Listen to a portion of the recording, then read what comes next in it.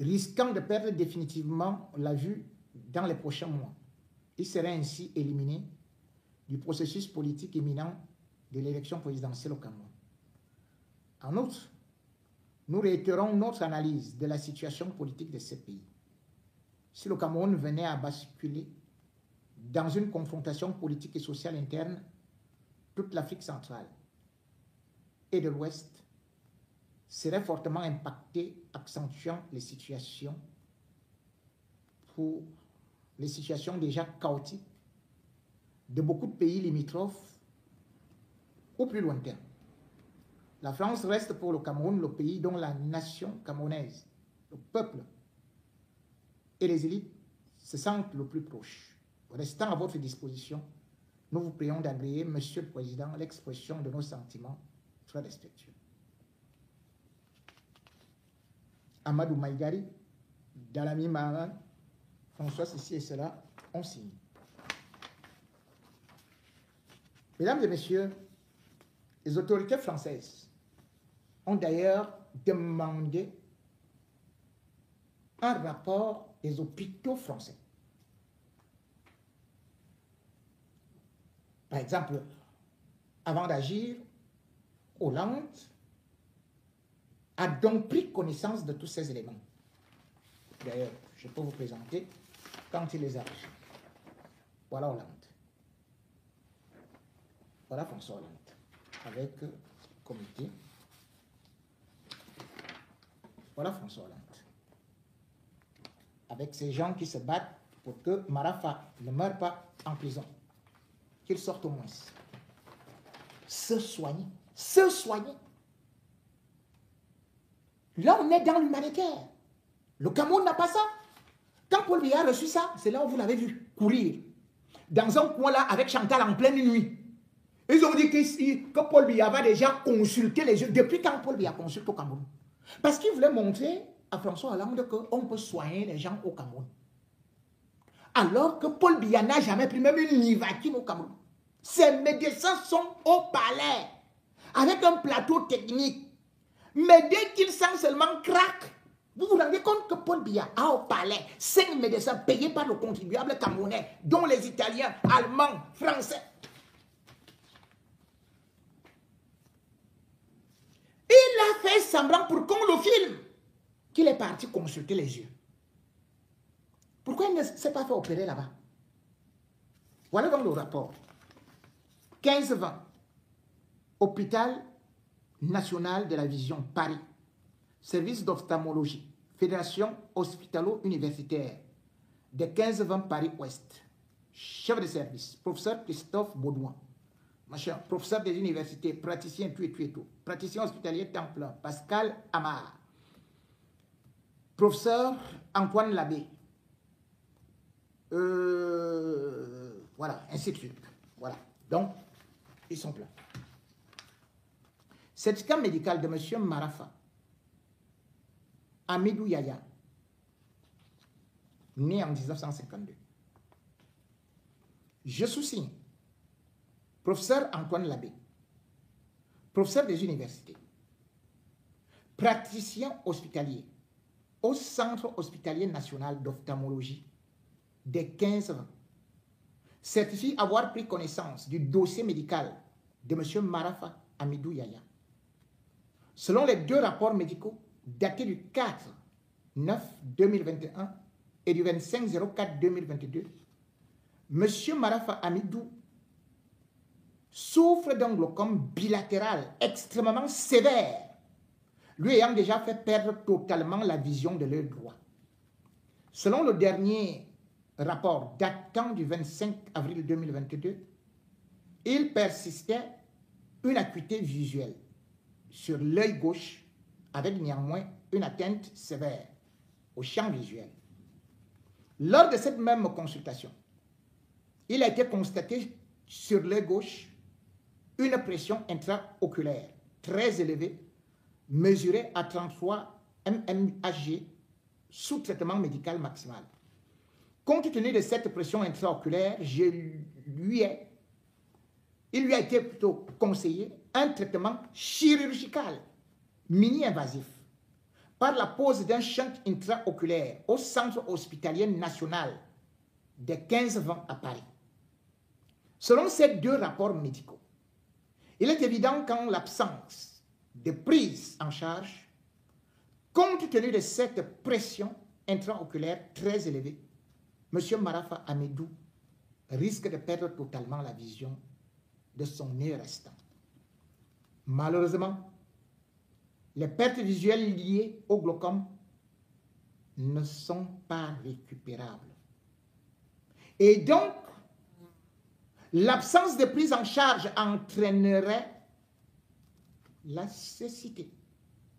Certificat établi à la demande de l'intéressé pour faire valoir ce que de droit. Fait à Paris le 4 décembre 2023. Voilà ça.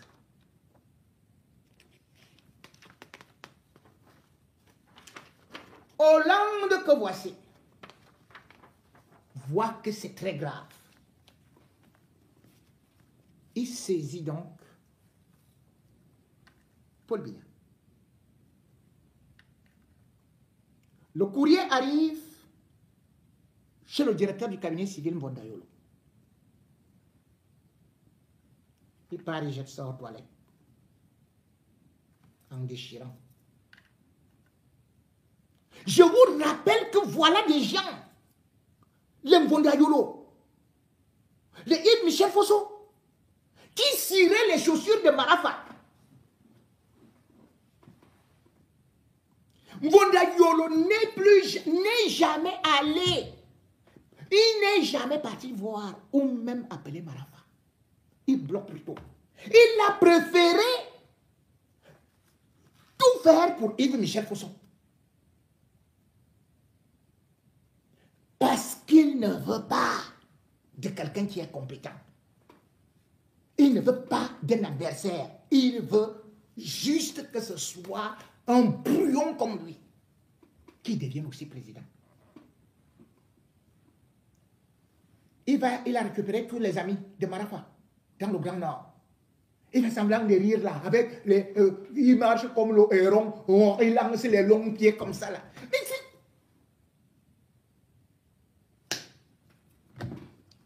Marafa reprend, donc pas Marafa. Hollande reprend le courrier. Il envoie maintenant ça soupli diplomatique auprès de l'ambassade de la France au Cameroun. Le courrier arrive. Le courrier est transmis à Paul Biya.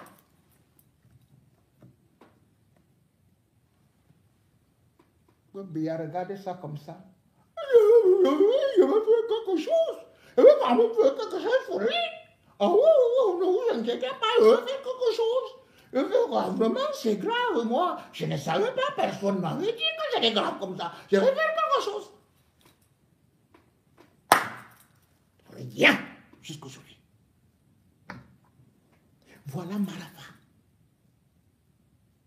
qui est devenu presque aveugle. C'est quelle méchance c'était ça. Que quelqu'un t'a servi avec loyauté, fidélité, efficacité, honnêteté. Et tu es en train de le tuer. Comme tu as fait avec Ayidjo, qui t'a donné le pouvoir. Mais le pire, ce sont les gars, les élites du Grand Nord. Vous vous rendez compte? Ce voyou qu'on appelle Issa Chiroma. Voilà quelqu'un qu'on avait arrêté après le putsch du 6 avril. On lui faisait boire les pipis. On prend la queue comme ça, là, on lui met dans la bouche. On lui ouvre. Parce qu'on poursuivait les nordistes.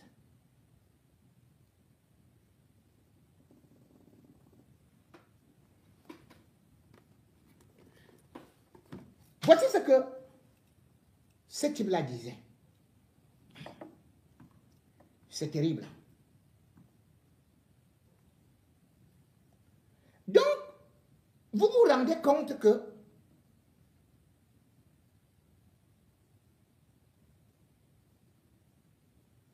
Issa Chiroma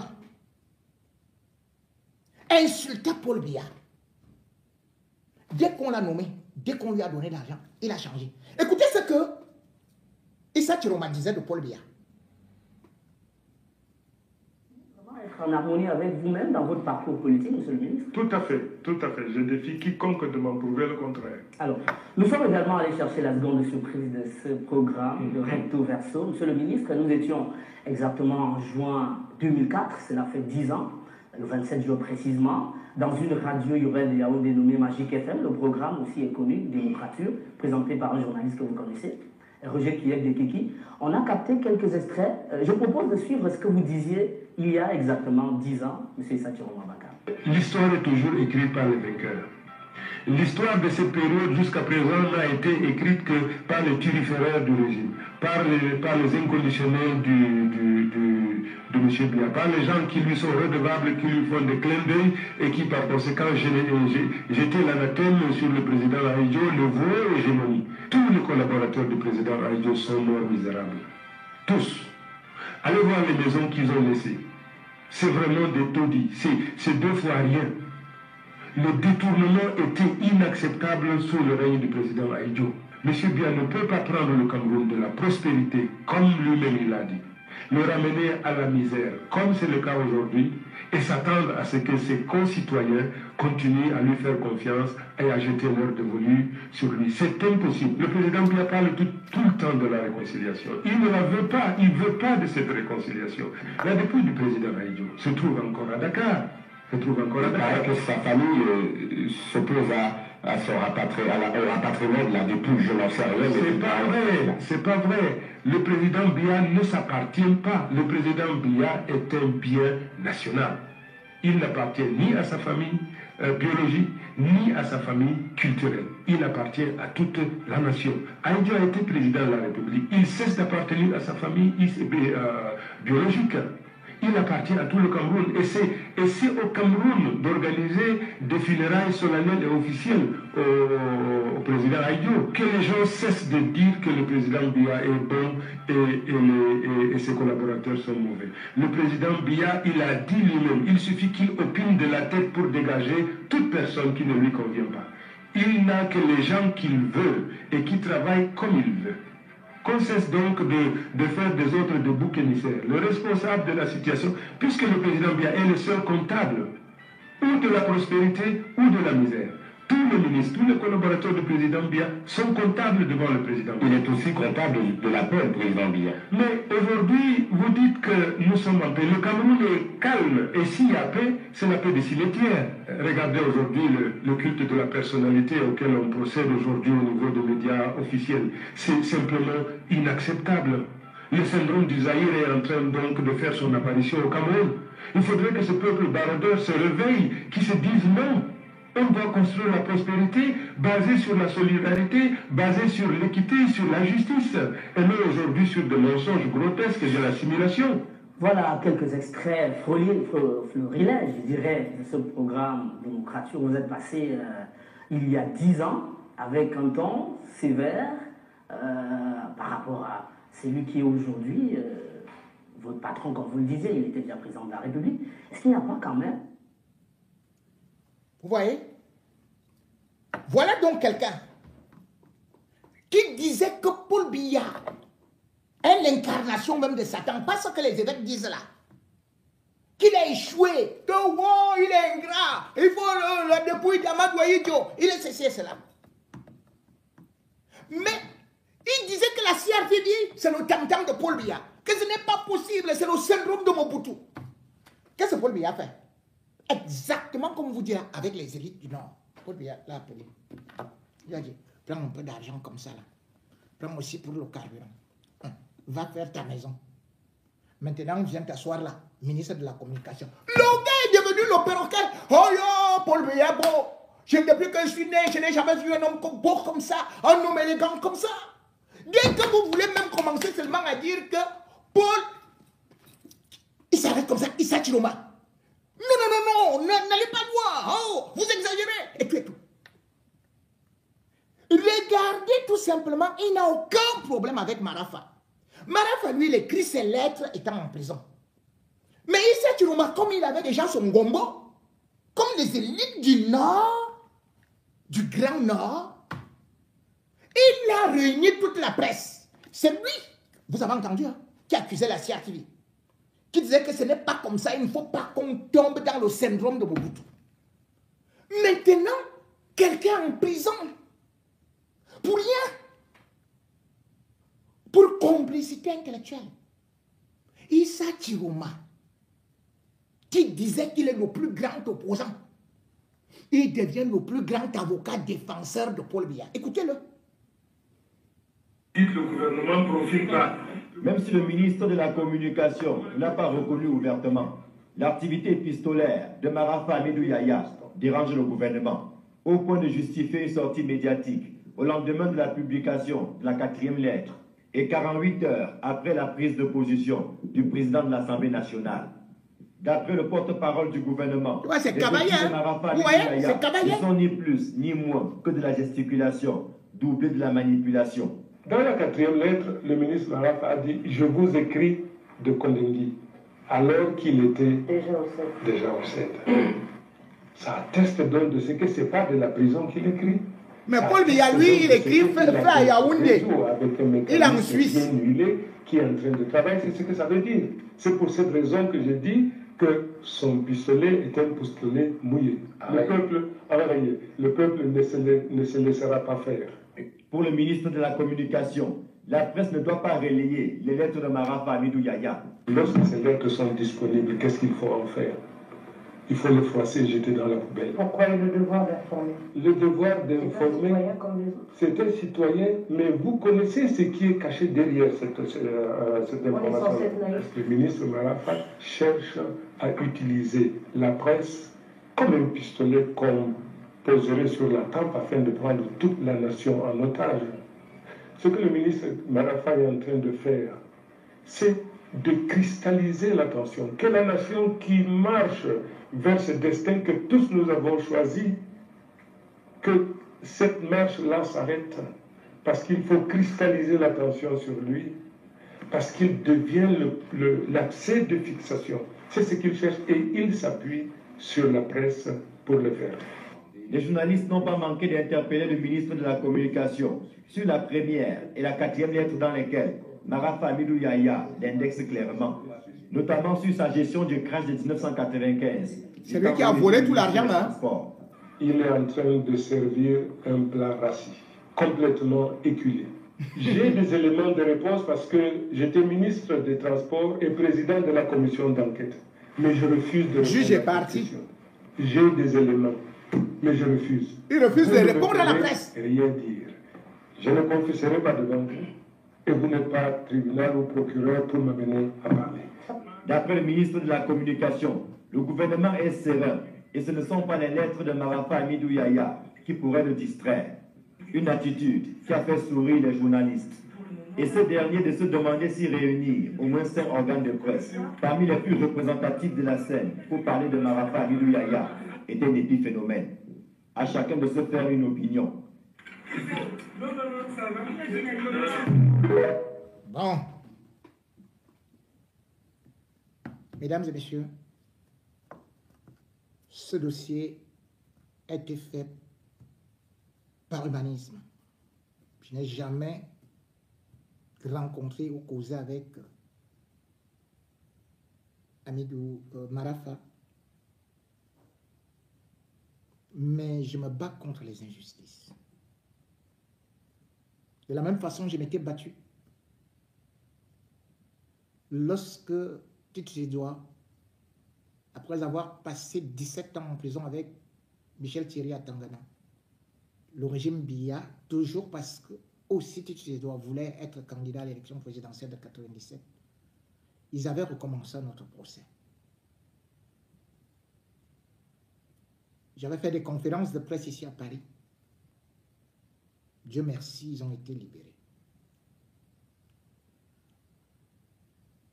Les amis de Marafa, vous qui avez mangé dans sa main, ça vous fait quoi d'écouter ça? Vous croyez que vous êtes à l'abri?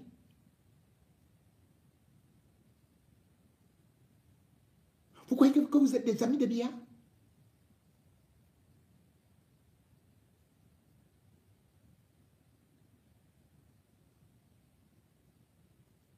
Avant Marafa, les Olangena qui sont là, il y avait déjà certains qui sont tombés dans le rouleau compresseur d'un dictateur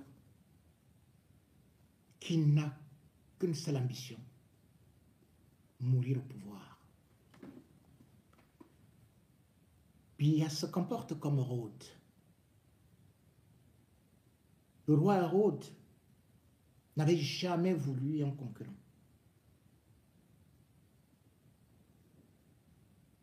C'est pour cela d'ailleurs que lorsque naquit Jésus à Bethléem, Hérode envoya les rois mages pour aller s'enquérir. Que quoi? Il semble qu'il y a un roi qui est né. Les rois mages allèrent.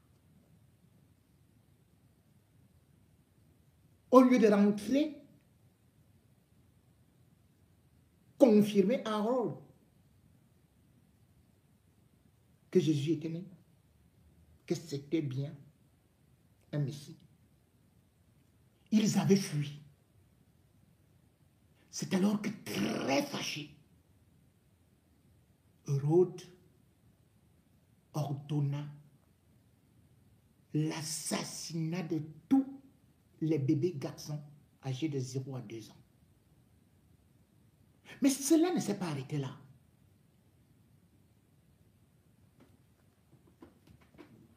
Hérode était devenu jaloux de ses propres enfants.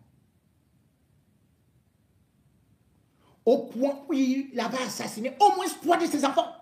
Parce qu'il ne voulait même pas qu'il guette son pouvoir. Avez-vous vu même Paul Biya? Placé, comme on dit là, que Franck Biya. Non, non. S'il met Franck Biya là, c'est pour qu'il soit zigouillé. Il ne l'a pas formé.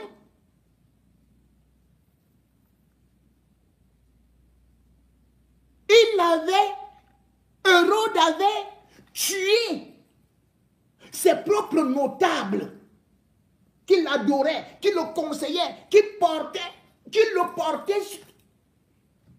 Mais après, il avait réfléchi, il avait dit, hey, ces gens-ci peuvent me remplacer. Mieux je les tue. Comme ça, on va me pleurer quand je vais mourir. C'est ça la technique de Biya. La technique de Hérode. Ou encore la technique du roi Chronos qui mangeait ses propres enfants. Biya avait vu du talent en Marafa. Biya n'a jamais eu de talent. Il est arrivé au pouvoir par effraction. Et il sait que s'il faut organiser une élection, non seulement il n'a aucun bilan, mais surtout il est nonchalant. Voilà la raison de l'acharnement contre Marafa. En cette période, Pascal, parce que c'est exactement au mois d'avril qu'il avait été arrêté, qu'il a été crucifié, parce qu'il est déjà, c'est un mort-vivant. C'est un sacrifié. Mais l'histoire ne va pas l'oublier. Mais l'histoire va raconter que Biya a tué les secrétaires généraux qui l'ont accompagné, les Adam Mabara, les Marafa. Parce que pour que tu sois avec Biya, il faut être le diable incarné, un voleur acharné, un malhonnête et un égoïste.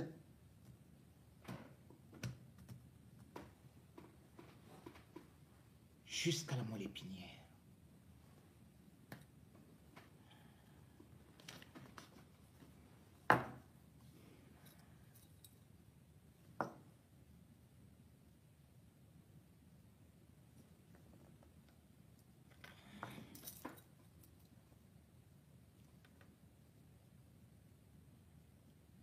il y a des ministres qui sont aimés par Paul Biya. Ils peuvent voler, le peuple peut crier. Mais jamais ils ne seront touchés. Allez donc chercher ce qu'il lit, ces ministres à Paul Biya. C'est là où vous comprendrez qu'ils ne sont liés que par la sorcellerie. Le régime de Paul Biya est un régime de sorcellerie, de magie, de pratiques occultes, de sacrifices rituels et humains. Sinon, vous ne pouvez pas comprendre comment est-ce qu'au Langena, on vous dit qu'il a volé aux 15 millions, ou 20 millions, ou 30 millions, ou 45 millions. Il est en prison. Lui aussi n'en voit plus. Mais vous avez un type qu'on appelle Famon Ndongo, qui est ministre de l'enseignement supérieur. Lui, Atal Mbara était passé par le ministère de l'enseignement supérieur. Mais Atal Mbara, c'était de la classe. C'est un homme épatant. C'est un homme élégant, galant. Moi, j'ai rencontré Atal Mbara. Même si je n'ai jamais supporté le gouvernement, même si j'étais contre lui lorsque je suis allé en prison. Mais il faut reconnaître ce talent. Mais qu'est-ce qui a tué Atal Mbara? C'est parce qu'il est parti faire aussi un petit pèlerinage là, et Bodo. C'est-à-dire que on appelle ça un petit pèlerinage spirituel. L'abbé Bodo, expert en sacrifice. Bodo. Bodo, il faut nous dire comment s'est passée l'affaire de Monseigneur Bala. Bodo, il faut nous expliquer. Hein? Tu étais là, non?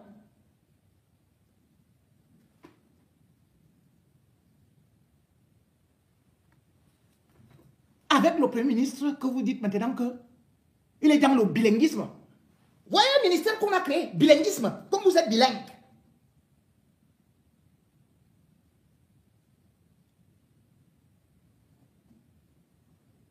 Qui a bu le sang? Qui a bu le sang de Monseigneur Bala? Bon. On passe donc d'abord. Si vous regardez donc les gens qui sont en prison et ceux qui sont dehors, je vous prends juste le cas de Famon Ndongo. Vous vous souvenez que Famon Ndongo est parti en Chine pour des jouets, soi-disant ordinateurs. 75 milliards. On a dit qu'on allait construire ceci, qu'on allait faire cela, et tout. Ouattara a construit des usines pour monter les ordinateurs à moins de 10 milliards. Mais Famon Ndongo est parti prendre des jouets à 75 milliards. Il a tout volé. Quand j'étais au Cameroun déjà,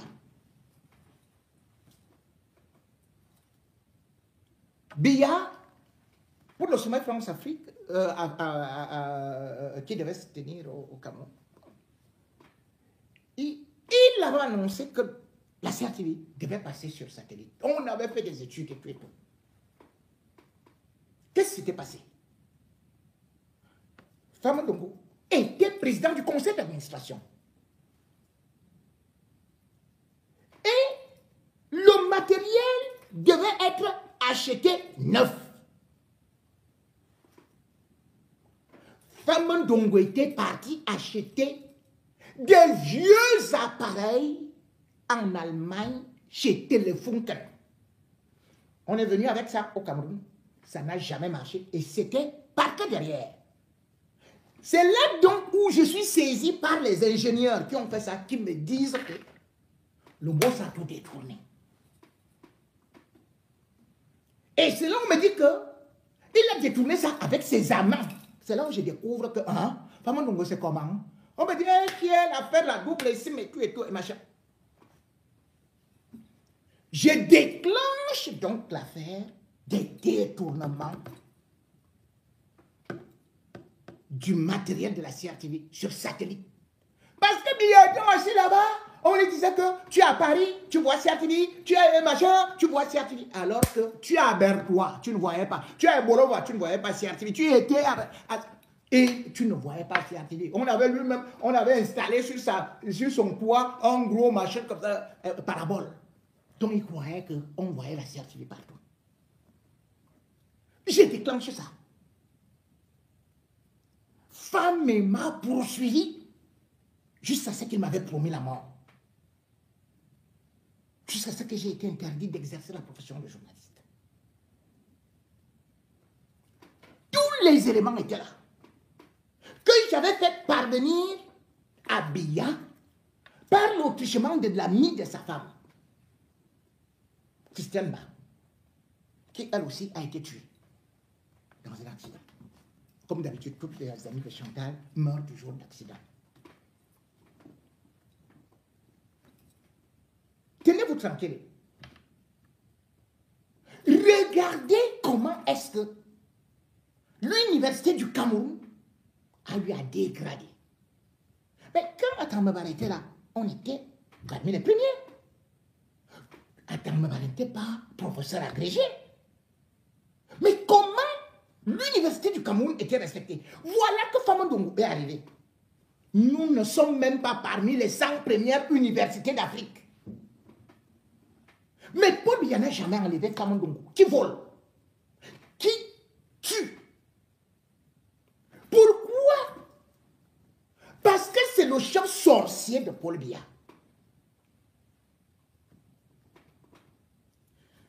Famandongo a récupéré le bâton de sorcellerie qu'avait le colonel qui est devenu général, Assoueman.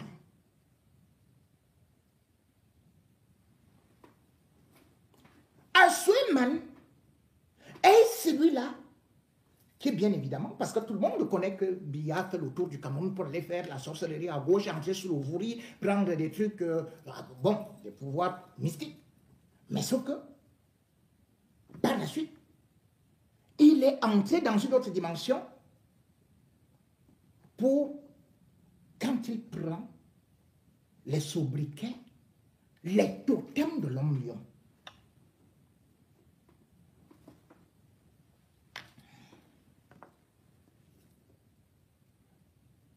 Biya prend le totem de l'homme-lion. On appelle ça les métamorphes. Et les gens croient que c'est une blague. Parce qu'il va à la forêt de Djoum, va rencontrer des pygmées, on lui fait des choses, et tout et tout. Ça fait donc que, même en Boumaka, le lion venait quand Biya est là. Et d'ailleurs, il y a toujours eu cette histoire qu'on a tué un des gardes de Biya parce qu'il voulait tirer sur le lion quand il a vu le lion apparaître. L'histoire du lion n'est pas une petite affaire. Actuellement, là où je vous parle, Biya en Boumaka. Vous avez d'abord suivi comment est-ce que Brenda disait que, il y a les gens qui la fouettent, il y a les fantômes, il y a ceci, il y a cela. C'est que deux lions sont actuellement dans le bureau de Biya.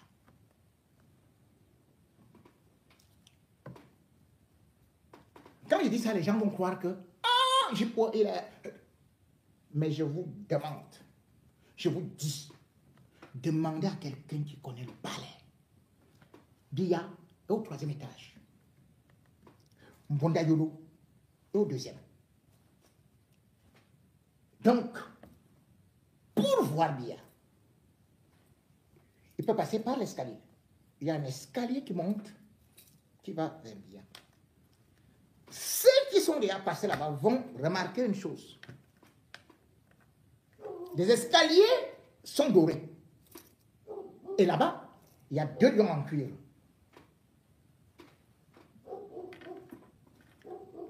Quand tu arrives maintenant dans cet endroit, pour Biya la main, vous allez trouver 2 lions. 2 lions.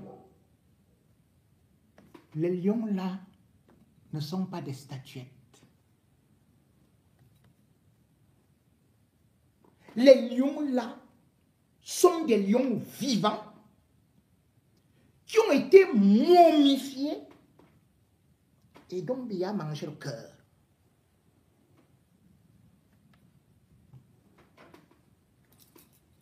Quand vous entrez donc dans le bureau de Biya, vous oubliez même ce pourquoi vous êtes parti. Et si vous avez une autre dimension, vous allez voir devant vous un lion. Un lion.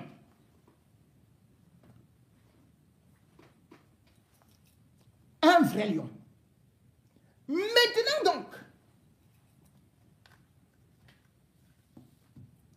il s'est passé beaucoup de choses dans les bureaux de Biya. Parce que quand vous partez prendre des choses comme ça, et après subitement vous devenez un homme dit.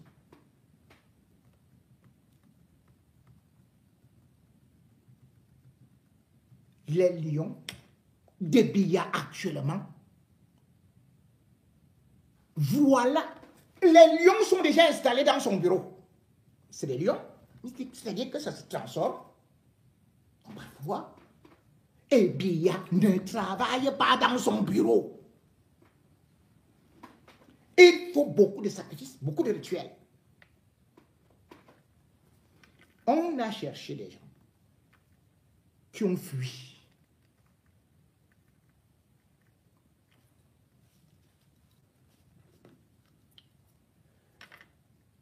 Il faut savoir que l'un des hommes les plus dangereux, ayant introduit Biya aussi,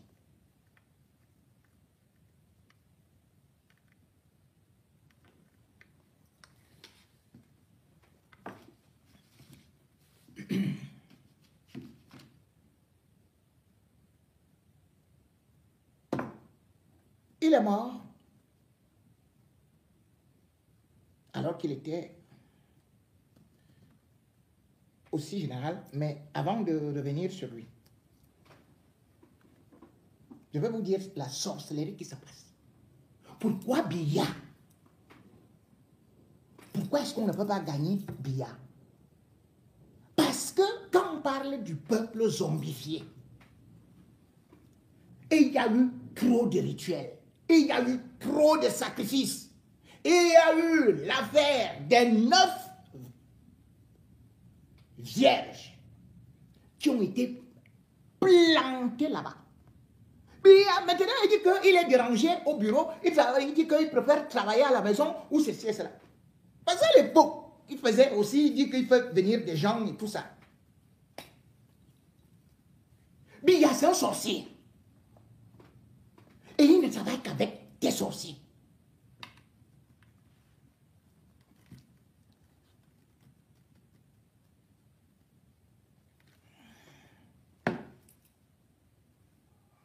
Pour mieux comprendre la dimension du pouvoir,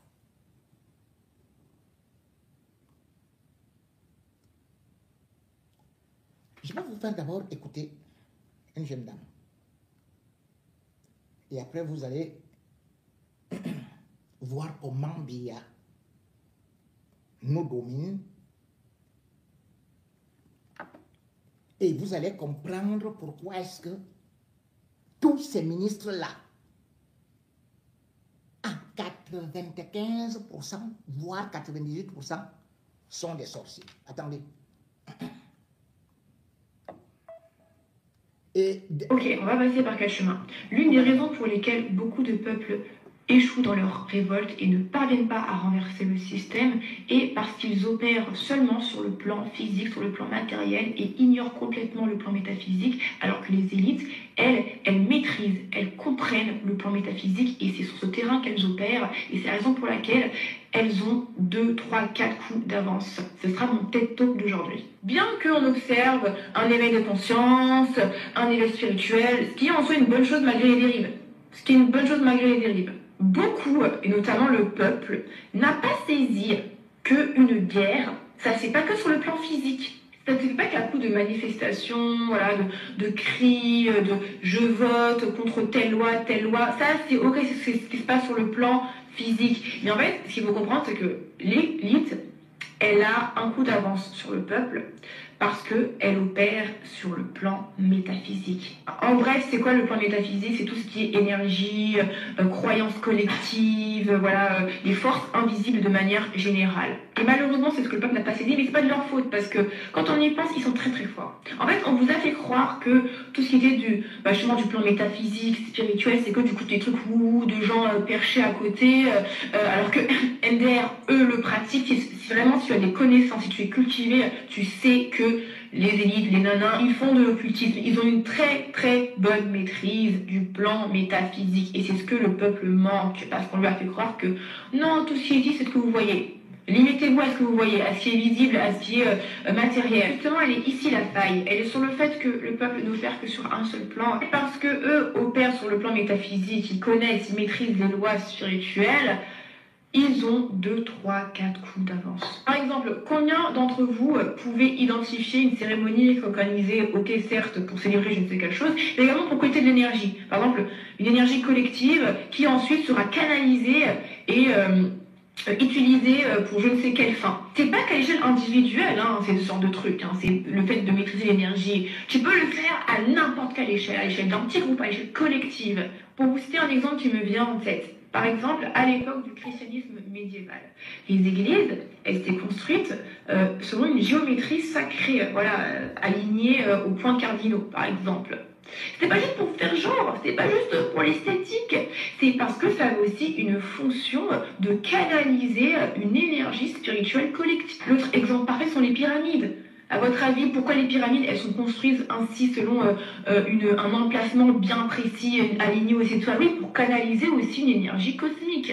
Et je pense sincèrement, et voilà, ça c'est mon opinion, que l'une des raisons pour lesquelles les peuples ont du mal à se soulever ou à se battre contre le système actuel qui ne le convient pas est parce que le peuple ignore le plan métaphysique. Soit il l'ignore, soit il le rejette parce qu'il pense que voilà, c'est que pour les goûts et ils comprennent pas l'impact, ils comprennent pas l'influence du métaphysique sur le physique et par conséquent ne le maîtrisent pas. Par une bataille, ça se gagne autant sur le plan métaphysique que sur le plan physique.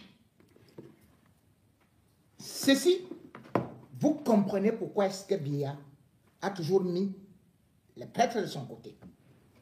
Vous comprenez pourquoi est-ce que Biya a beaucoup utilisé Bellingham Moto. Biya, l'une de ses premières puissances,